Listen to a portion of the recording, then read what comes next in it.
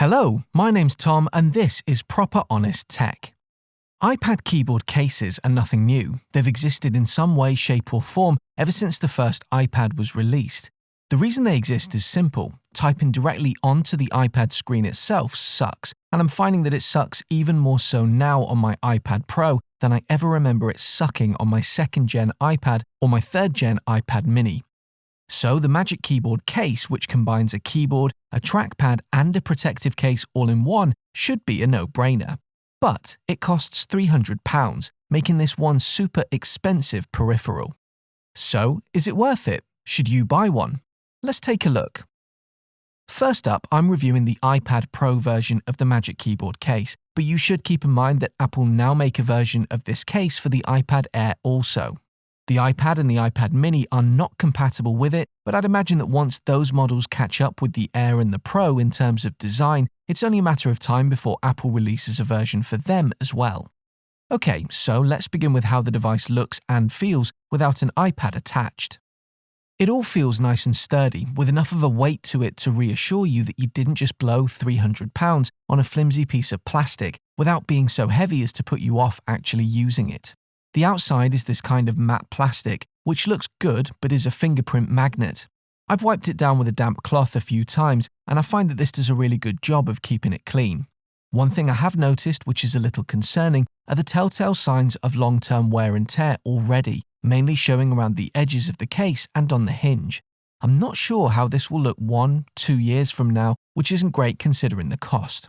I take exceptional care of my electronics, and if you're the type of person who doesn't, this is something to keep in mind. On the inside, one half of the case is the keyboard and trackpad, which we'll get to in just a minute, while the other half is a soft material designed to protect the back of your iPad.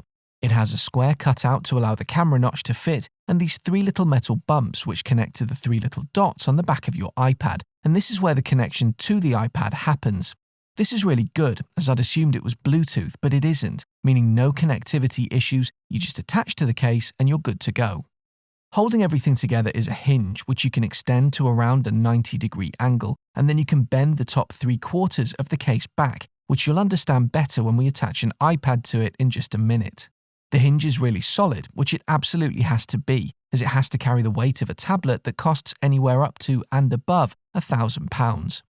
Alright, so let's attach my iPad Pro to the case now, and you can see that this is all done by magnets.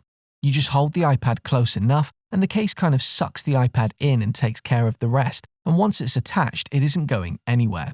There are magnets in my folio case too, so this isn't anything new, but wow, the magnets in this case are super strong. You really don't have to worry about your iPad falling off. You can then just hit the spacebar to wake your iPad up, or you could tap the screen if you wanted to, or you could even touch the trackpad. They all do the same thing. Because I'm using an iPad Pro, Face ID quickly verifies me. I'm guessing if you're using an iPad Air, you'd have to maybe touch the power button to verify it's you, or input a passcode or something like that. Now, with the iPad attached, you can really see how this hinge works. Pushed all the way down, the iPad kind of tilts downwards.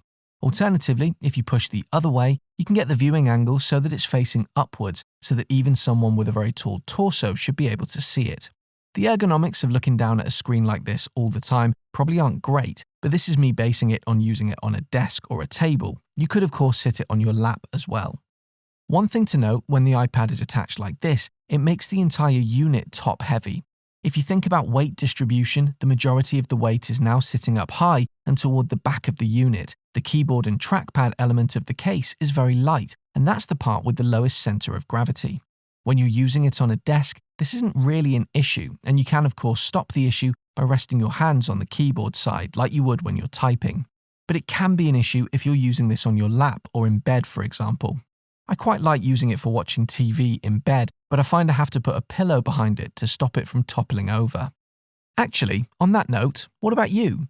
Has your iPad or tablet replaced a TV in your bedroom? Do you even need a TV in your bedroom these days, when everything you could ever want to watch is available on your tablet? Drop me a comment and let me know what you think. But let's face it, if you were buying this simply as an iPad stand, well, you'd be a bit mental really. Most people, myself included, bought this to act as a workable keyboard and mouse alternative, whilst maintaining all the pros of a tablet, so let's talk about that. The first thing you're going to notice when you come to use this is just how seamless the switch from using the iPad as an iPad to using the iPad as a computer along with a trackpad actually is. It's incredible, and I really do have to give Apple credit for just how well they've converted the iPad to be used as a computer. If you head into Settings, then General, then Trackpad, you can see that you can amend the settings for the trackpad, such as the speed of movement, natural scrolling where the content will track the movement of your fingers, and tap to click and secondary click, both features that I like to use whenever I'm using a Mac trackpad. Almost all of the swipe gestures that you might be familiar with also work, such as a 4-finger swipe up to get back to the home screen, a 4-finger swipe left or right to transition between open apps. The trackpad itself is small, especially when compared to a trackpad on a Mac, but it works so well that I've never seen that to be an issue. The other thing that's great about the trackpad is how trackpad functionality has been baked into the latest version of iPad OS. You notice that as you move about, your cursor kind of snaps ever so slightly to the closest thing you're likely to want to interact with. So on the home screen, if you come within a certain distance of an app icon, the cursor will snap onto it. But it does it in a way that it never becomes a distraction or difficult to use. Rather, it really does aid with precision interaction with the software. This really is a great example of Apple making hardware, software, and OS all work together brilliantly well. And then there's the keyboard. You've got full-size keys, even on the 11-inch version. And unlike so many case keyboards, which swap the keys out for cheap plasticky ones, these are scissor mechanism and even backlit, so you can use them in the dark without having to rely on the light from your iPad screen. It's an absolute dream to type on. It's actually significantly more enjoyable than typing on the keyboard I use with my computer, and light years better than the awful butterfly keyboard that's built into my MacBook. I actually find myself using this keyboard for the vast majority of my typing work these days, unless I specifically want to be viewing things on my large computer display.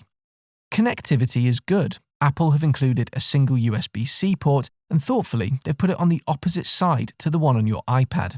This is great, as it means that if you want to connect from the right, like I am here, you just plug directly into your iPad. If you want to connect from the left, you connect to the case. So, lots to like. But is there anything I don't like? The only thing I really don't like is the extra weight and bulk that the case creates, although I understand that this kind of has to come with the territory. I'm so used to using my iPad Pro with its folio case, and one of the reasons I really like that is because it's so light and thin. If you carry a notepad around with you for work, the iPad with a folio case is probably lighter and thinner than that. The Magic Keyboard case adds a lot of bulk. In fact, for both versions of the iPad Pro, the Magic Keyboard case is actually heavier than the device it works with, which is kind of crazy when you think about it. All in all, you actually wind up with quite a bulky device, especially if you're going to use it when traveling. I'm also aware that, like the folio case, it only protects the front and back of the device and not the sides, so I'd probably still invest in some form of sleeve for the whole thing to go in if I were traveling. Just something to be aware of. So, bringing it all together, is it worth £300? In my opinion, no, not at all. £150, yeah, I think that would be a fair price, but £300 is way too much for this. That said, I don't regret buying it, but then I also own a Pro Display XDR, so I'm used to paying the Apple tax. And in terms of what this device is designed to do, it does it, and it does it very well indeed. I just can't sit here and tell you in all honesty that you should pay more money than you would on a Chromebook to get a keyboard for a device that you would still need to spend at least £400 on, or £700 for the Pro model. It really all does come down to you, your feelings about Apple products, your usage case, and your budget. So, there you go, my thoughts on the Apple Magic Keyboard case. I hope you found the video useful. If you did, please do consider leaving me a thumbs up and subscribing to my channel. It really does help. See you on the next video.